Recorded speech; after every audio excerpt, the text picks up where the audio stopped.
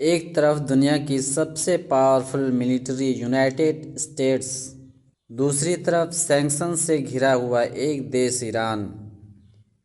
एक के पास trillion dollar budget, दूसरे के पास रिस्ट्रिक्शंस। फिर भी जब दोनों आमने सामने आते हैं तो कहानी इतनी सिंपल नहीं होती।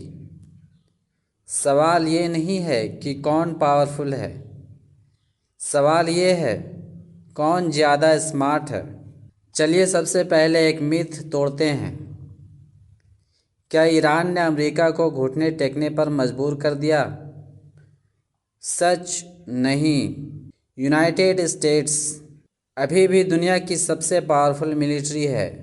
एयरफोर्स 13,000 प्लस एयरक्राफ्ट, नेवी सबसे एडवांस्ड, टेक्नोलॉजी अनमैच्ड, और ईरान लिमिटेड एयरफोर्स, सैंक्शंस की वजह से रिस्ट्रिक्टेड वेपन्स। तो फिर कहानी ख़त्म हो जानी चाहिए थी, लेकिन होती नहीं है। ईरान सीधा वार नहीं लड़ता, वो यूज करता है एसिमेट्रिक वारफेयर। इसका मतलब छोटी पावर बड़ा डैमेज, जैसे cheap drones, long range missiles, guerrilla tactics. एक ड्रोन जो कुछ लाख का है वो बिलियन डॉलर सिस्टम को डैमेज कर सकता है। यही ईरान का गेम है, कम पैसा मैक्सिमम इम्पैक्ट। 1979 में हुआ एक बड़ा इवेंट, ईरानियन रिवॉल्यूशन। इसके बाद ईरान पर लग गया sanctions, economy pressure, technology ban, global isolation. पर यहीं से स्टार्ट हुई ईरान की रियल ट्रेनिंग। सेल्फ रिलायंस, अपने मिसाइल्स खुद बनाए, अपने ड्रोन्स खुद डेवलप किए। ब्लैक मार्केट प्लस जुगाड़ सिस्टम, 40 साल का प्रेशर एक स्ट्रॉन्ग सर्वाइवल सिस्टम बना देता है। मैप खोलो, स्ट्रेट ऑफ हॉर्मुज, दुनिया का 20% ऑयल यहीं से गुजरता है। अगर ईरान यहाँ प्रॉब्लम क्रिएट करे, oil price sky rocket, global economy shake. इसलिए ईरान को इग्नोर करना पॉसिबल नहीं। ये सिर्फ कंट्री नहीं, एक स्ट्रैटेजिक लोकेशन है। ईरान का सबसे डेंजरस वेपन क्या है? डायरेक्ट आर्मी नहीं, प्रॉक्सी नेटवर्क, डिफरेंट कंट्रीज़ में influence, indirect warfare, multiple fronts create करना। मतलब अमेरिका को एक ईरान से नहीं, कई जगह पर लड़ना पड़ता है। ये चेस गेम है, बॉक्सिंग मैच नहीं। अब एक इम्पोर्टेंट बात, पावरफुल होने का मतलब अनलिमिटेड होना नहीं होता। यूनाइटेड स्टेट्स के सामने प्रॉब्लम्स भी हैं, political pressure, global image, nuclear escalation का रिस्क। अगर फुल वार हुआ तो सिर्फ ईरान नहीं, पूरा मिडिल ईस्ट जल सकता है। इसलिए अमेरिका हर बार फुल फोर्स यूज नहीं करता। ईरान की सबसे बड़ी power mindset, resistance ideology, pressure के बावजूद सिस्टम स्टेबल, फेयर फैक्टर कम।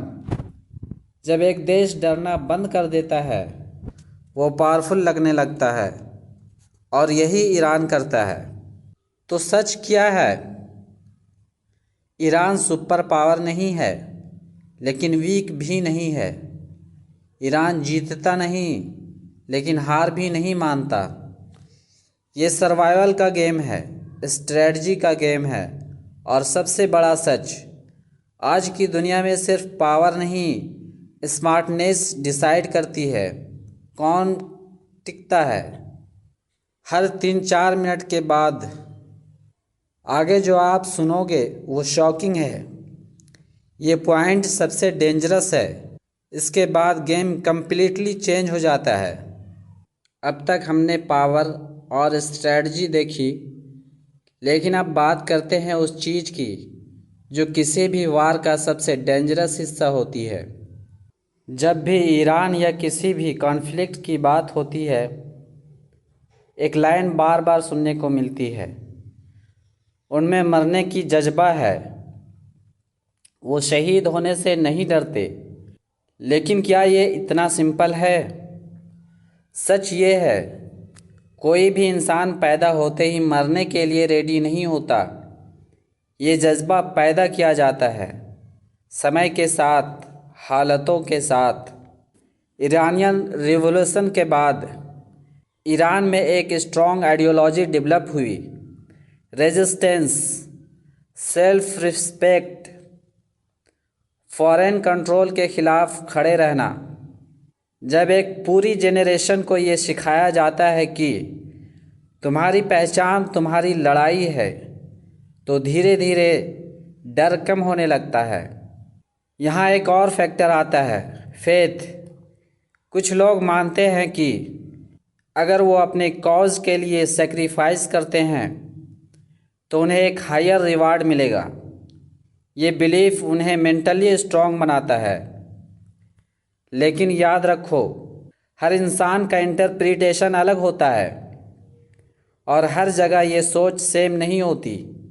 जब एक देश सालों तक प्रेशर में रहता है, सैंक्शंस, थ्रेट्स, आइसोलेशन, तब सर्वाइवल इंस्टिंक्ट स्ट्रांग हो जाता है। लोग सोचते हैं अगर जीना मुश्किल है तो लड़ते हुए जीना बेहतर है। यह हीरोइज़म नहीं, ये सर्वाइवल साइकोलॉजी है। लेकिन एक और सच, हर जगह हर इंसान ऐसा नहीं होता। हर ईरानियन लड़ना नहीं चाहता, हर इंसान मरना नहीं चाहता। मीडिया और प्रोपेगेंडा अक्सर एक साइड दिखाता है, पूरी रियलिटी नहीं। जज्बे जंग सिर्फ हिम्मत नहीं होता, वो कहानियों से बनता है, दर्द से बनता है और कभी कभी मजबूरी से भी बनता है। जब एक बच्चा बचपन से सिर्फ स्ट्रगल देखता है तो उसके लिए डर एक लग्जरी बन जाता है, और जब डर ख़त्म हो जाता है तो दुनिया उसे बहादुर कहती है। तो सवाल ये नहीं है कि वो मरने से डरता क्यों नहीं, सवाल ये है उन्हें ऐसी ज़िंदगी क्यों मिली जहाँ डर की जगह ही नहीं बची। वार में जीत का मतलब सिर्फ जीना नहीं होता, और हार का मतलब सिर्फ मरना नहीं होता। कभी कभी जीत वो होती है जब एक देश टूटने के बाद भी खड़ा रहे, और हार वो होती है जब सब कुछ होते हुए भी हिम्मत टूट जाए। इसलिए ईरान की कहानी सिर्फ पावर की नहीं है, ये माइंड सेट की कहानी है। और शायद आज की दुनिया में सबसे बड़ा वेपन इंसान का दिमाग ही है। जब डर ख़त्म होता है तब आदमी नहीं, एक सोच लड़ती है। बंदूक से ज़्यादा ख़तरनाक होता है एक यकीन। वार सिर्फ ज़मीन पर नहीं, दिमाग के अंदर भी लड़ी जाती है।